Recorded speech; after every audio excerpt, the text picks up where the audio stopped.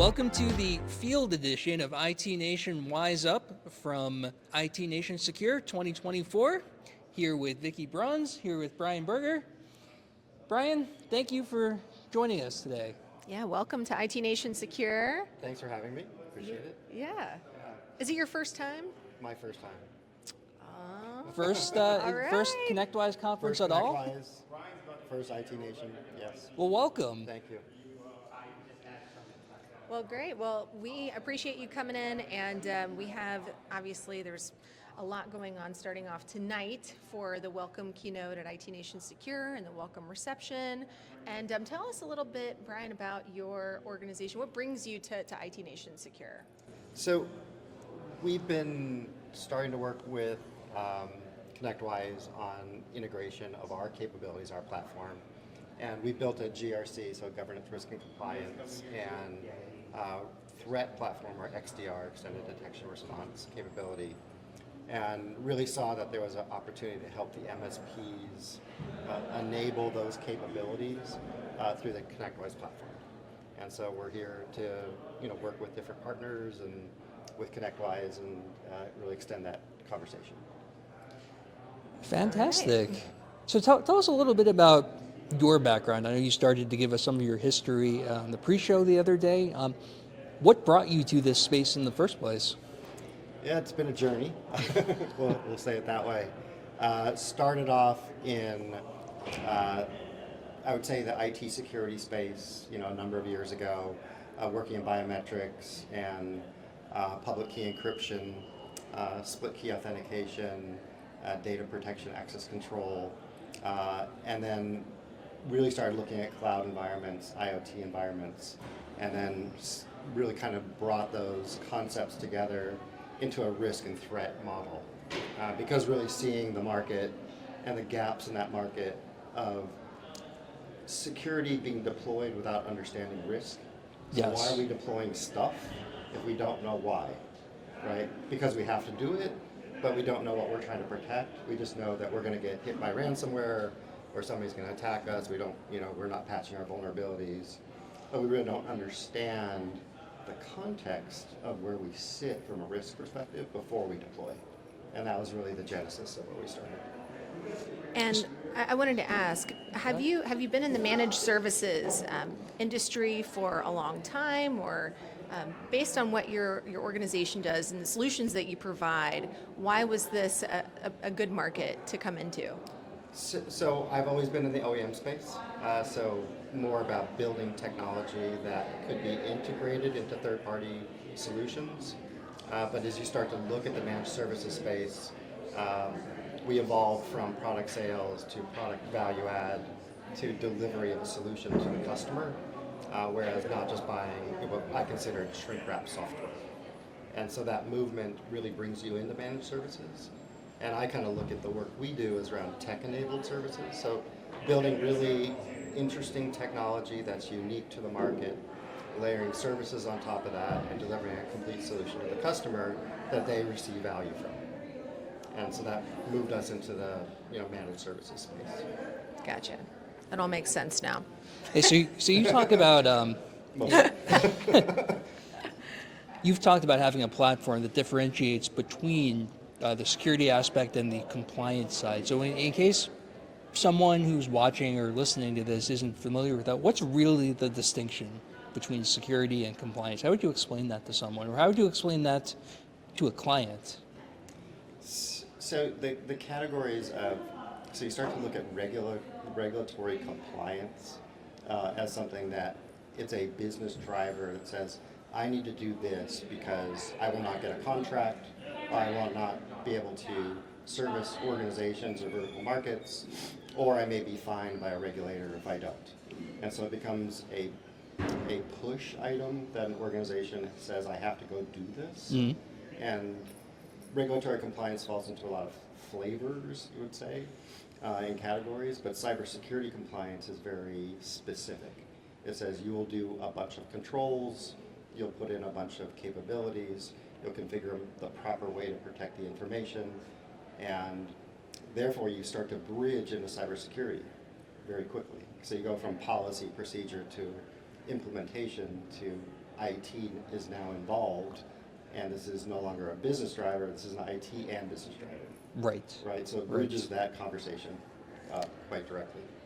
So I feel like when it comes to compliance, especially, it seems like there is always kind of this balance that needs to be taken between the technology itself and then the education piece. So can you talk to us a little bit about how you're setting MSPs up for success with a combination of both? Yeah, so as the MSPs start to work with their clients and they bring up the conversation, your question about regulatory compliance or cybersecurity, there's an education piece that they need to be very prepared for in that conversation, which is I need to meet these obligations as my business, as a end user. MSP, can you help me do that? They need to be very consultative in that conversation because it's not selling a product, it's a managed service. So back to your question, a few minutes ago. And so that need for an organization, an MSP, to be able to be consultative and educational about how do I help you go from the ask to the delivery to documentation to compliance to risk management, because now we're going to the business risk management side of conversations with the client. And so that education that they need to get the acumen and language around is where that changes. Right. So how are you delivering that? So we deliver it as a complete capability that the MSP can then go bring to their client, and they can bring value add on top. So their traditional market of delivering products fulfill underneath our platform. So they can still do that. Project management capabilities, integration capabilities, other tooling that they may be considering can roll up underneath that. And then they have a complete solution for the customer. And also, there's always that conversation about, do I make money doing this? So margin contribution is really an important part of that discussion as well. This reminds me so much of the compliance as a service conversation that we had a few episodes ago. Yeah, it brings up the idea of compliance being a potential differentiator, and I want to pivot the conversation a little bit to something we talked about just a few minutes ago in terms of differentiating as an MSP. And the example I've used previously is in the early stages, you as an organization can stand out simply by having and implementing a specific tool, right? You're the only person on the block who has it, no one else does. But that becomes commoditized. So we had started to go down this road, and I'd like to hear your thoughts as an organization. How do you start to truly differentiate yourself beyond just, we have this tool and you don't? Yeah, so the touch on the commoditization part is really important. The security stack or the tooling that's available in market that a lot of the MSPs provide to their customers is very me too, right? So an organization can say, we're going to get on our line card the following products, and they're all great products. And so how does the MSP rise above the conversation of really a quote on price to a end user, to the value add they bring, which gives them higher margin and better experience for that customer. And so that's really I think the core of the shift of where the market needs to go right now, is build those skill sets so that your value add as an MSP rises you above the commodity price conversation. So it's not just, I have the best engineers or I have the best product stack. It might be, just as an example, I have 20 years of experience in this vertical and can help you operationalize business challenges or something more like that, as opposed to, we have the magic stack. Yeah, exactly. And the vertical conversation, it's a great example, which is if you have expertise in healthcare in your customer portfolio, or you have expertise in financial services or supply chain or whatever that is, building that skill set to provide regulatory compliance under cybersecurity as a part of your go-to-market strategy of, we can help you solve this problem and we can roll in a complete turnkey solution for you. Right. So that now it's lower overhead to you and higher value. And now we're different as an MSP. So you have a true unique in that case. Exactly. And are you building intellectual property? So then you start to talk about that, and I think it's really important that organizations start to build something that they own themselves. So market ownership is fleeting. It only lasts a little while because the next widget or next organization shows up. But if you have something unique you built and designed and developed, it doesn't have to be a patent. It could be a trade secret. It could be a process that's better than somebody else's. Those things raise the boat in the water. Right. And so it's an important part of the growth.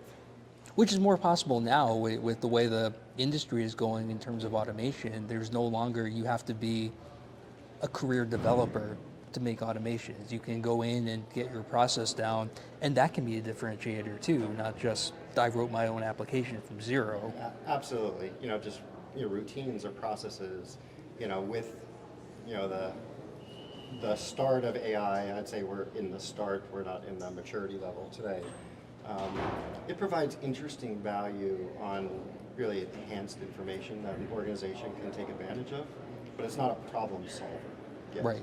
So an organization developing that concept of IP is now solving the problem, and they can underpin it with some AI, Gen AI type of information. They can underpin it with other development. They can even write their own models.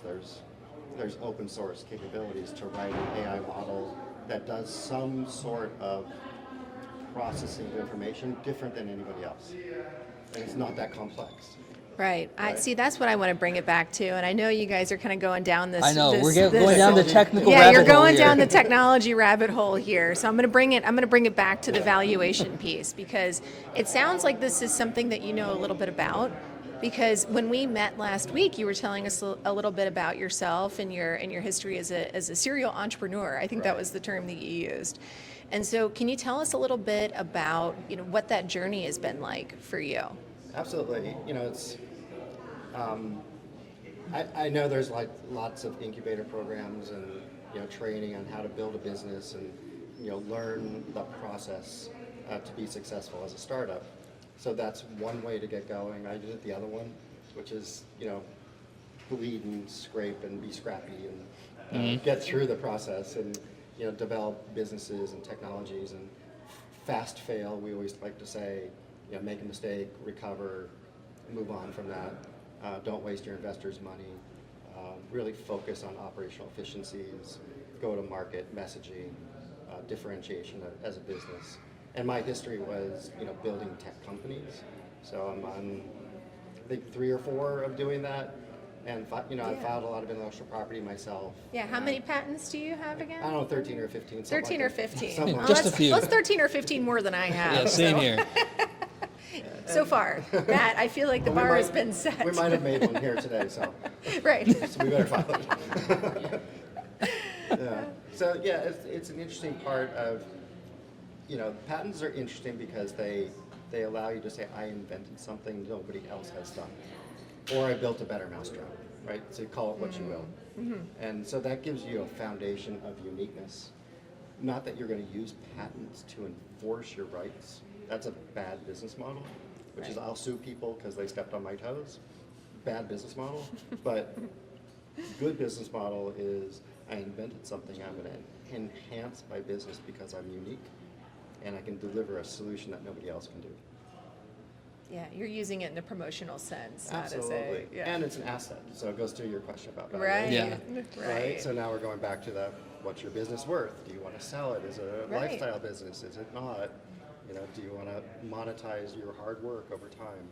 Those are good questions to ask yourself as a business owner. Right. And the other thing that we were also talking about the other day was that there may not be a lot of managed service providers out there that hold patents. I mean, there may be more vendors that hold patents than Right. managed service providers, but that doesn't take away from the fact that you should still be creating some different, distinct differentiator between you and your competition. Absolutely. Right? Or even with competition aside, if you're looking for an exit, Yeah. those are some of the things you should be. Absolutely. And that goes to assets. So what are the assets of your business?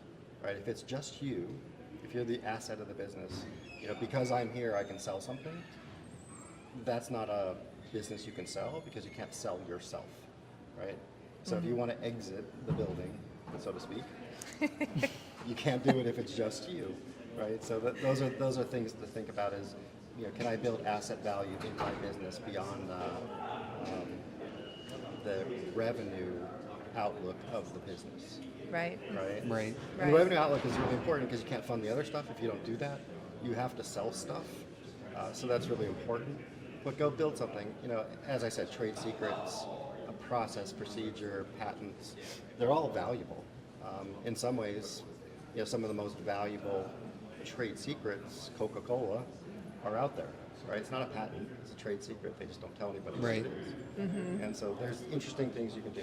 Are there any cases where an organization like an MSP would benefit from trying to go through the process of patenting something, or is for the most part that a good too question. onerous for these types of organizations? There's a cost impact. So, I think the rubber hits the road on, do I have the time and money to go through this? It takes about 2 or 3 years to get a patent through the patent office. And assuming that the patent office says it's novel and unique, and they will issue a patent for it. So Is that 2 to 3 years to process the patent if you get approved, or is that just to review? to review it. Just to review it? Yeah. So- So you have to think about it in the rearview mirror. Yeah. And say, I'm going to get this thing issued in 2 or 3 years. It's pending until then. And then what are you going to do with it? Right. Yeah. It's an asset, but what are you going to do with it? Yeah. So if we're talking from, let's say the review happens to it does get approved, what is that? How long is that cycle? I So mean, you gotta- Matt and I are preparing for our patent that we're going to submit after IT After- Nation Secure. So there's a lot of I'd say strategies for patenting stuff. So there is a provisional. So you can say I have an idea. I want to write it up very briefly. I'm going to file it with the patent office. It's not a patent, but it gives you a filing date. So the date you file it is the date you invented it from a patent perspective. Oh, okay. So because when the patent issues, it goes back to that filing date. So like we said, 2 to 3 years. So 2 to 3 years ago, we came up with the idea, we filed it, patent office said, okay, it's good, or we have rejections of certain claims, and then they issue the patent in time, but it goes all the way back to 2 or 3 years ago. Yeah. So your invention is backdated. And so there's a lot of strategies of, do I file a provisional and file my formal patent within 12 months, or do I just file a formal patent? So anyways, I'm happy to talk to people about this stuff. Yeah, No, this is good. It's just fascinating. I feel like yeah.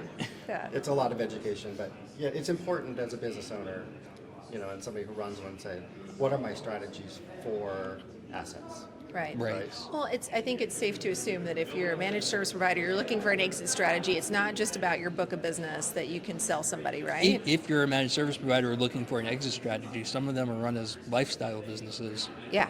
Right. And not to say that top line revenue and the margin contribution and the profitability of the MSP is a bad thing. It's not. It's a good thing. And from a M&A and acquisition, a larger competitor may want your customers, and you'll get some value for that, Right. right? But do you want more value, Right. right? Yeah. And so that's really the big question. And so this is a strategy beyond the typical, my customers are more valuable because I locked them into 3-year contracts. There's an actual asset beyond just my book of business I can provide. And so then those customers are very sticky, Right. right? And so they won't go to your competition. So then your book of business is very valuable. Without necessarily having to burden them with extra long contracts. Exactly. So they could renew.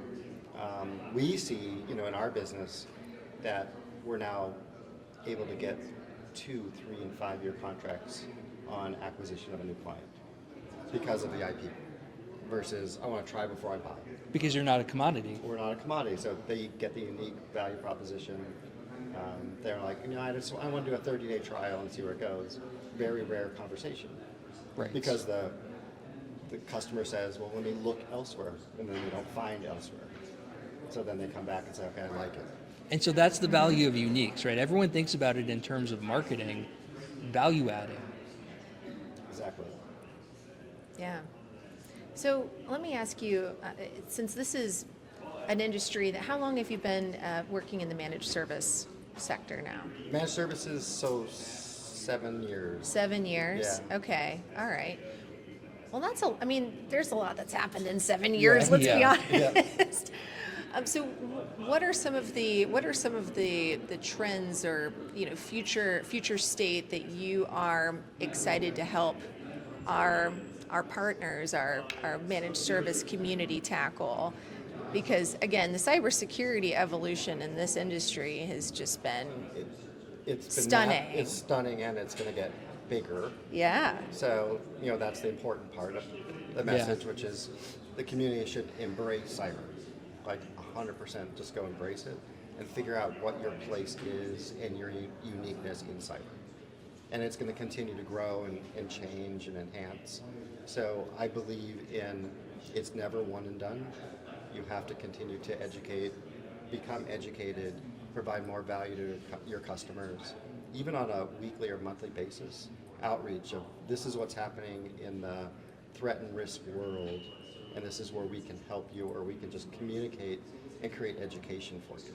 Yeah. Because then the customer's like, my MSP is doing a great job for me. They communicate with me what that's going on. I don't have to read it in the press and then ask them what's going on. Mm-hmm. That's the worst case scenarios. They call you and say, I saw this, how's it affect me? Yeah. Well, I know Matt and I, we've had some conversations in the past about how do you communicate these types of cybersecurity concerns or things that are happening in the market, but in a way that's constructive. And so we've talked about frameworks, which managed service providers know, you're both We love familiar with. frameworks. Right, love frameworks. But how is that being conveyed to the clients? Yeah, so it depends on context on frameworks. Right? Yes. Right. Yep. So there's always, what are we saying? What are we talking about? In the GRC, or governance, risk and compliance space, around regulatory compliance and their cybersecurity, there are frameworks, and they're based on industry standards. So I'm a huge believer in standards because they're measurable, and a customer and a partner can live up to the same standards. Whereas as you start to look at, hey, I'm a service provider, I'm going to do my own thing, and I'm going to deliver that to a customer, and the customer says, how do I measure that? Yeah. Where do they point to? So frameworks. Frameworks. Right? Super important. And so when you communicate that from an education perspective of your belief as a business on how you're going to deliver these solutions, and they're measurable, so you can measure me as a provider, and you can measure yourself under how compliant am I doing a good job? And then there's a whole measurement part of what is my measured risk as a business, right? So you start to layer up into business risk management of how at risk am I? And I can measure it based on a framework. And so those are interesting, capabilities that organizations should really, I would say, embrace. I think you just said the magic word that brings us back to what we started the conversation on: business risk and operational risk, as opposed to just security risk. Correct. Right? Overall, the goal is to keep the business in business, not to implement the security program. Right. And I've said this for a long time, which is every business I talk to, their business is not cybersecurity. Right. Or compliance. They do something else. Mm-hmm. Like whether they build something, they're a machine shop, they're a records company. They have expertise in what they do. This stuff they don't. And so as a service provider, you want to be that expert, that subject matter expert for them. So they say, yes, somebody has my back, so I can do my job. Yeah. I mean, there's definitely a need for it in this space. I think I'm thinking about it through the eyes of the client, right? I probably wouldn't care about frameworks unless you're telling me where I am from a potential risk standpoint. Correct. So Yes. I think that makes a lot of sense. You do, except if you have some kind of regulatory obligation to follow Well, a true, specific true. framework. Yeah, Yes. that is true. And that's I have to do because that's a requirement of my Right. business conversation. But then can you bring value to the client around that conversation beyond I have to do it, I have to spend money, I don't really want to spend money on, can you do this cheap? Right. And so that It totally misses the purpose. exactly. And so there are those customers who are going to just say, I don't care, just do it for me. Check the box. Get me through the Yeah. process. The problem is the requirement of the framework is protect information. That's what it says at the end of the day. And so you can't just check the box and protect information because cyber is always changing and people are trying to steal the information, Right. right? Right. And so you have to chase this thing backwards over and over and over. Yeah, it's a lot of work. It's work. But it's interesting. But yeah. Yeah. Well, I was going to say, I know we're sitting in the halls within IT Nation Secure right now, and this conference, this is the 5th year running. And even 5 years ago, the concept of having a cybersecurity standalone conference was conceptual. Like it wasn't something that a lot of Yeah. companies in this space were doing yet. Right. I mean, outside of the RSAs of the world and stuff like that. But Cybersecurity was products at the time. right. Yeah. Right. And now it's process and it's people and it's so much more than that. It is, yeah, and you know the conversation, like even the hallway conversations are, yeah, this concept of governance, risk, and compliance, or just compliance, is becoming the hotter topic in cybersecurity Yeah. because the customer's coming to us and saying, what are you going to do for me for compliance? And so having that skill set to say, I know the question they're asking me and I can help them. Yeah. Is really the interesting part of the development of MSPs for cybersecurity, of getting really a baseline in, I can take you from the products I sell through a compliance conversation. And so that really bridges the gap. And it's an extension of what MSPs are used to doing when they hear an engineering problem, right? The solutions architecture internally says, okay, they asked for this, but they're really asking for this. And that skill just hasn't fully developed yet in the security world. Right. It's a muscle though. I feel Yeah. like we'll get there. For sure. Yeah, and even to that point of, customer comes to you and says, I need a new firewall. Why? Right. Right? Right. Just simple question. Why? Versus, which one do you want? We've got X, Y, Z. It's Digging deeper. Dig deeper, Yeah. because the answer to the why question may be a very broad contract for you versus selling a firewall. Yeah. Right. Well, they have in what is it? Project management, the 5 whys analysis. Right. Yep. You ask why 5 times, and you get to the root cause. You'll get there. Mm-hmm. Yeah. Yeah. So it's the same thing in this business. Yeah. Well, so let me ask, what are you most excited about here at the conference? What are you looking forward to attending? Obviously, we've got some keynotes going on. We've got the product keynote coming tonight. Kind of all of the above, and Yeah. the hallway conversation. The hallway track. Yeah, just meeting with people and hearing what they're working on, what their concerns are, kind of the noise in the street of, what's bubbling up in their customer base, with them as an MSP, where they're trying to grow to, what their objectives are. Those conversations are exciting to me. I love the one-on-one stuff, so. No, we do too. That's half the value.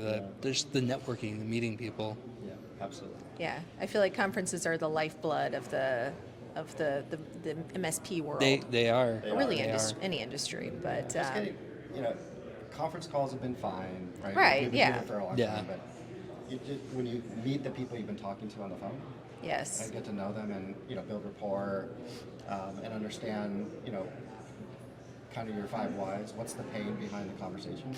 Yes. And you get there, and then you build a long-term, probably a lifelong relationship. Yeah. Yeah. Well, that's awesome. Yeah. Well, Matt, do we have any other questions? We have one more question. The final Oh, question. the final question. Brian can't escape this Yes. one.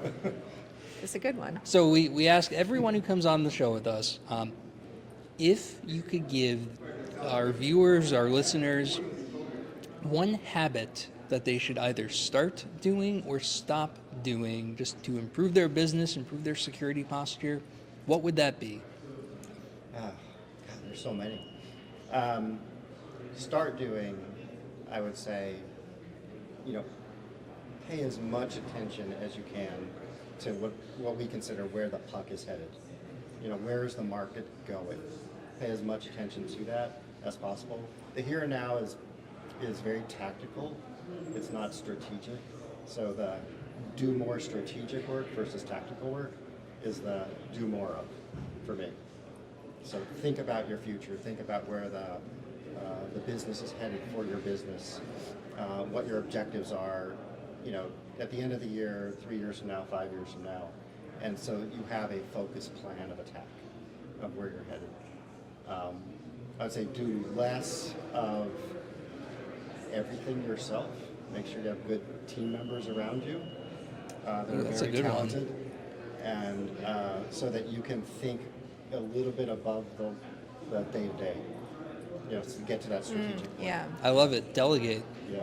Yeah, delegating is a big one. It's so hard sometimes, though. It's impossible because we all I can do better faster. Yeah, of course. Right. Yeah.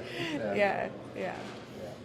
Well, great. Well, Brian, we really appreciate you coming to join us Absolutely. for this episode of IT Nation Wise Up here at IT Nation Secure. We hope you have a great time at the event. I will. And if there's anything else, coming up, you'll have to let us know so we can bring you or somebody from your team back on. Absolutely happy to help. Compliance it's such an exciting topic. Yeah, we can go deeper another day. And Yeah. if Yeah. somebody says, "Hey, can you guys jump into something much more technical or complicated?" Happy to do it too. Fantastic. Well, thank you. All right. Thanks.